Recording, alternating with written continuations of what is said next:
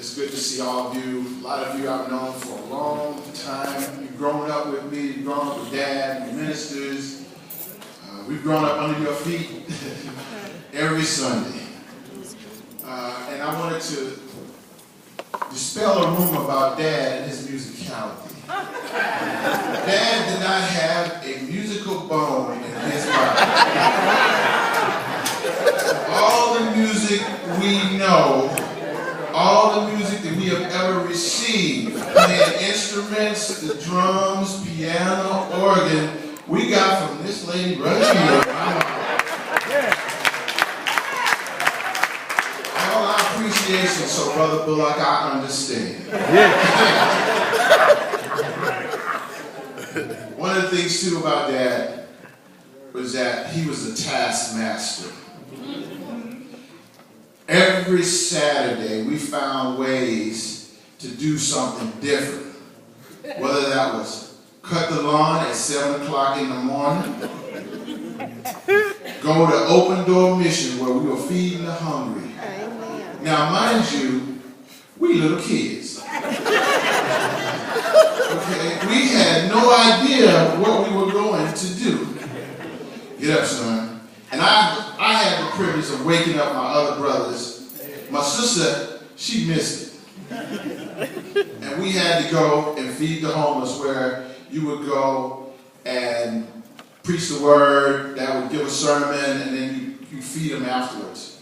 And I think about some of the things that I do now, and that I'm on the board of one of the homeless shelters here in Oakland that I served before I moved back to New York. Some of the very things that my dad talked about in serving people, I find myself doing and carrying on.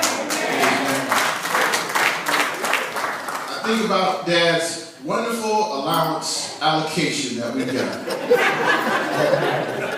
All of 25 cents a day. Now my sister, she went up to $1.50.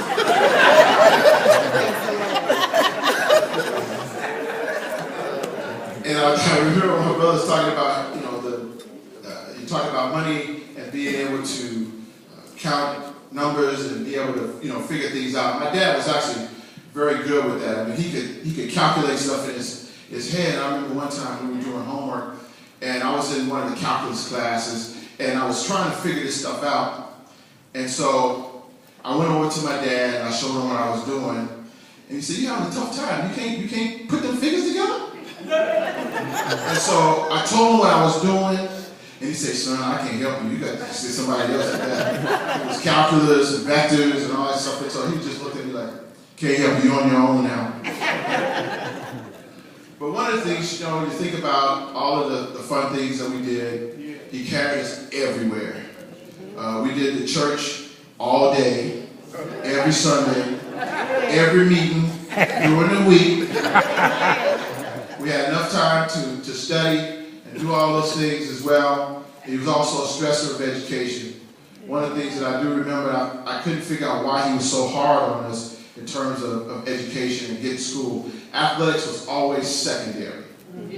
If you didn't do your homework, if that work was not right, you did not play. End of story. No argument, no protest, no nothing. You sat down. One of the memories I have is I was in the 4th grade. I still remember this to this day. Something happened in school that I was involved in.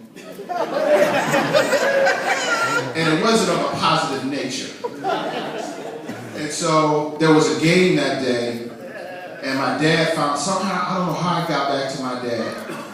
So I came home, changed clothes so I could go in my ball clothes.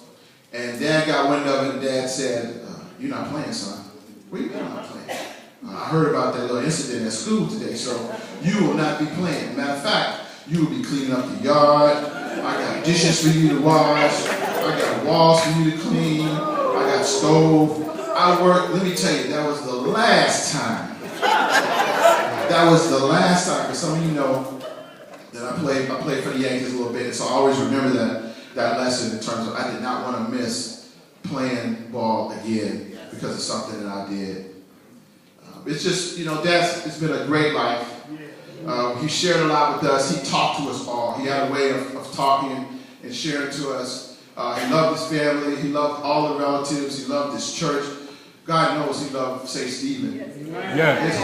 I think he spent his whole trying to get back to St. Stephen. Yeah. When I came home last year, I live in New York, for some of you don't know. And I've been in New York for the last 6 years. And I would come home, and he was really sick. And so I wanted him to be able to go back to St. Stephen. And one of the best memories I have, he couldn't get out the car fast enough to get into St. Stephen. He went, come on, park right there. And so, trying to get into St. Stephen. And so I parked, matter of fact, I hadn't even finished parking yet. The door was already open. And Dad was getting out the car to get to St. Stephen. And one of the memories that I do have of him standing in that pulpit, I think probably for one of the last, at least in my mind, the last times that I saw him stand up there, and it was just a glow that he got. And I was saying, I got to capture this. And I took a picture of it with my cell phone of him standing up there, and there was just this aura that he had of being up there and being in the presence of God. And that's all he talked about was, I got to get back to church. And he loved serving. One of the things I remember, I call him the Jehovah's Witness Slayer. Now, those of you who know who Dad, he never backed off from any biblical challenge. Every Saturday morning, my dad, we would be out cutting a line, and there was this one guy, Jehovah's Witness, used to come by all the time. And he said, I'm going to convert you. I'm going to convert you. One day I'm going to convert you. My dad said, come on. Now,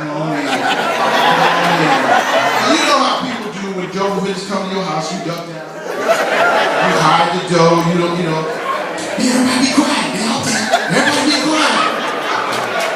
Not that. Dad would welcome him, come on, sit down. And then the Jehovah's Witness would pull out his Bible, and we would stop. I would stop and go in, because I said, I want to see this. And I would stop, and I would see him, and the Jehovah's would pull out their Bible, and Dad said, no, not that Bible. This Bible right here. And so, Dad would go, and he would talk to the Jehovah's Witness, and then after a while, they kept, he would come back, and then after a while, I noticed the Jehovah's Witness stopped coming. Matter of fact, all the Jehovah's Witnesses stopped coming. They just said, oh, no, that's JD Wilhite. Let's go. And so, but those are the things that you take to heart. And I think some of the things now, philosophically and being able to understand things, and I got from Dad. And I think I continue that tradition. While in New York, I do attend church in New York, and I want to, say I'm involved in the community and things that he did. I find myself doing more and more and being more concerned. I want to thank you all for coming tonight. Thank you for coming today and sharing and calls and emails and all those things. I just really appreciate it. The family appreciated it during this time. We don't miss it. He had a sense of humor too. And so he appreciated all the laughs and the smiles and stuff here today. And that's why I can smile, knowing that my dad is at peace. Thank you.